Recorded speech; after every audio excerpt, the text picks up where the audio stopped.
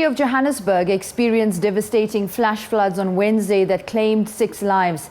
A 3-year-old girl remains missing in Alexandra. Property and infrastructure has been damaged. Cars have been washed away, and close to 200 families have lost their homes in Setwetla, Alexandra, which has been the worst affected area. In situations like this, generally the poorest of residents are most affected. The executive mayor of Johannesburg, Herman Mashaba, says this is something that has to be addressed during his term of office. He has also reassured residents that his office is doing everything possible to assist communities and to ensure that those affected are given emergency assistance. Joburg today is Mpho Mashego, and our camera crew is on ground at the Joburg River in Alexandra. Yesterday's floods in and around the city of Johannesburg has left some residents homeless, while others are still picking up the pieces. Some are still looking for a 3-year-old right here in Setwetla, Alexandra. From yesterday, it was very hectic. Emergency management services had to respond at the N3, closer to the Lakesfront off-ramp, where there was just havoc. Over 150 cars stuck, and while doing search and rescue, we found that 2 people had died. We went back this morning to check there any more that were unaccounted for, but fortunately they were not.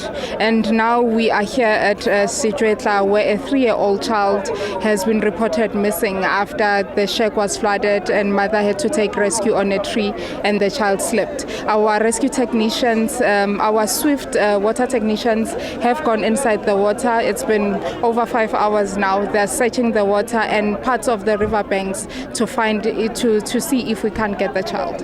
An emotional Mr. Mabela was explaining to the mayor how he lost his grandchild. Tell us, how are you feeling at this moment? I mean, you just lost your house and there is literally nothing left.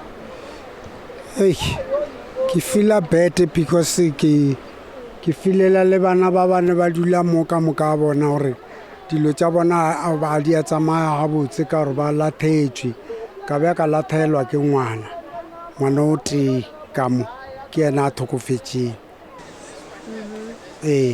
So, and then ke ngwana o monyane wa 3.5. I caught up with the mayor to ask him how the city is going to deal with this disaster.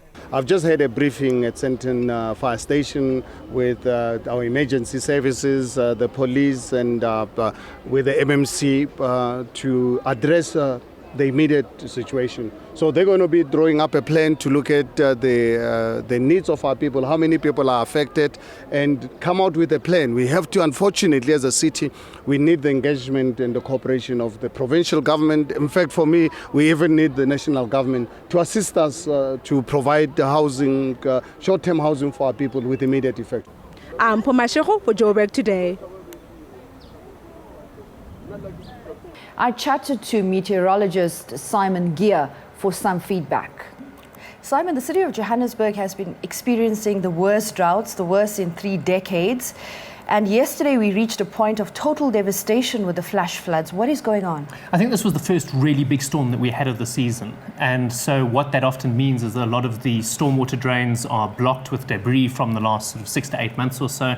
And where we saw the flooding down on the Galuli's interchange and that sort of area is right where the Joburg has come out of that Hillbrow Ridge area. And it's the first time it really sort of encounters a blockage.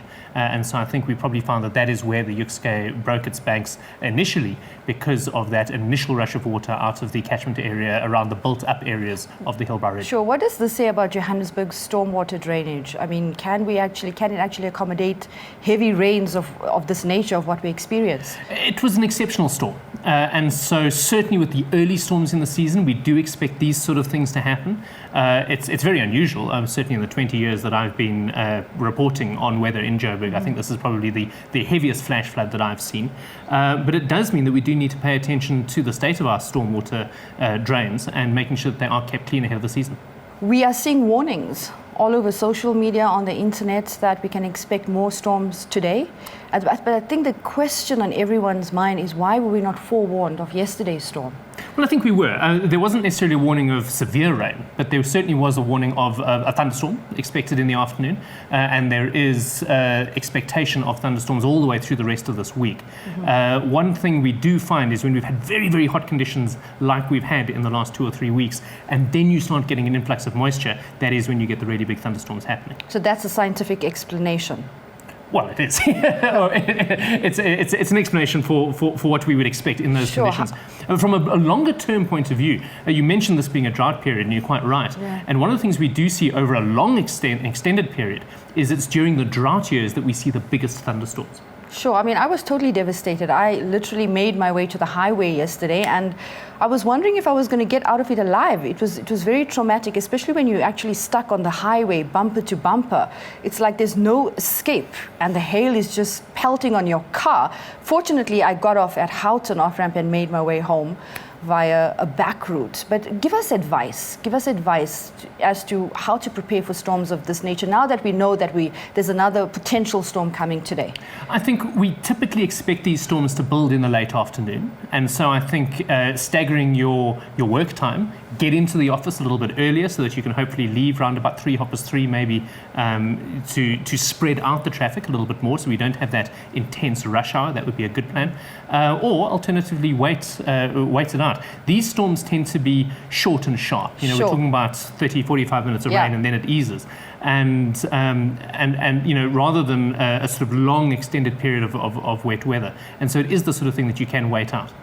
How long are we going to be expecting more storms of this nature? Certainly scattered showers are forecast through the weekend and into the beginning of next week. Whether they will be as severe as what we saw yesterday, it's a little bit difficult to predict, but certainly there is still rain about. But people should just be cautioned.